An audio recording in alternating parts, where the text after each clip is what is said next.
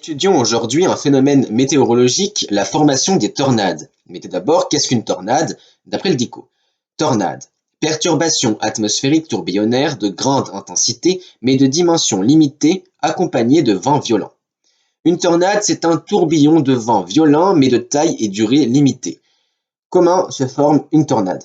Il faut pour cela un ciel à tendance orageux. En gros, de l'air chaud et humide rencontre de l'air froid et sec. L'air chaud a tendance à monter et l'air froid à descendre. Faites le test chez vous lorsque vous avez le chauffage, mettez votre main au ras du sol puis au plafond, et oui, il fait bien plus chaud au plafond. Bref, l'air chaud étant humide, en rencontrant l'air froid, elle se condense, forme des nuages. Et si l'air chaud est vraiment très chaud et humide, elle forme des gros nuages orageux ou cumulonimbus, des nuages à forte extension verticale. Bon, ça arrive souvent, c'est la formation d'un orage. Maintenant, il faut un cisaillement des vents, c'est-à-dire une différence de vitesse ou de direction des vents. Vous avez peut-être déjà observé dans le ciel des nuages qui vont dans un sens et d'autres plus haut dans un autre sens.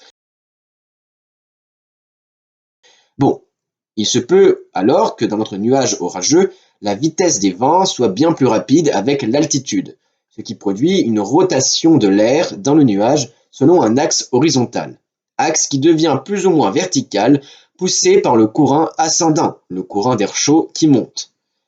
Ce tourbillon vertical dans le nuage s'appelle un mésocyclone. Et c'est seulement dans les cas extrêmes que le mésocyclone va être entraîné au sol par les courants d'air froid descendants, formant tout d'abord un entonnoir nuageux. Plus précisément, les deux masses d'air s'enroulent l'une autour de l'autre sans se mélanger. La tornade est enfin formée lorsque le tourbillon touche le sol. À noter qu'une tornade est bien visible grâce aux gouttelettes d'eau et à la poussière qu'elle transporte.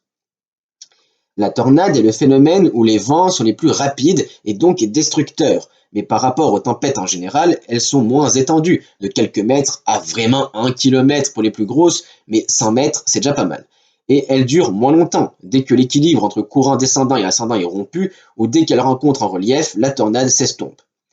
Pour mesurer la force destructive des tornades, on utilise l'échelle de Fujita, ou plutôt l'échelle de Fujita améliorée.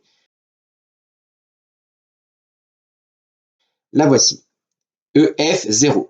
Vent de 105 à 137 km/h, dégâts légers, des branches cassées, possiblement des tuiles enlevées, mais rien de dramatique, l'équivalence d'une bonne tempête. EF1. Vent de 138 à 178 km/h, dégâts modérés, fenêtres possiblement cassées et recouvrement des toits comme les tuiles enlevées. Les maisons mobiles peuvent même être renversées. Oui, il commence à avoir du dégât. EF2. Vent de 179 à 218 km/h, dégâts considérables, arbres déracinés, toits complètement enlevés, maisons mobiles complètement détruites, automobiles soulevées. EF3. Vent de 219 à 266 km/h, dégâts sévères, étages des maisons détruits, trains renversés, camions soulevés et même déplacés. EF4. Vent de 267 à 322 km/h, dégâts dévastateurs. Maisons détruites, même si très solides, voitures envolées sur des distances considérables. EF5. Vent supérieur à 322 km/h. Dégâts incroyables, bref, tout est détruit. En moyenne, chaque année, une tornade tue entre 300 et 400 personnes, dont la moitié aux États-Unis, territoire propice à la formation des tornades. En France aussi, une dizaine de tornades se produisent chaque année, principalement au nord, mais qui ne dépassent que très rarement EF2. À noter qu'une tornade sur l'eau s'appelle une trombe marine. À retenir, une tornade se forme à la base d'un cumulonimbus, un nuage orageux. L'air froid descend, l'air chaud et humide monte, les deux courants se rencontrent mais ne se mélangent pas, ils s'enroulent l'un autour de l'autre, formant un tourbillon.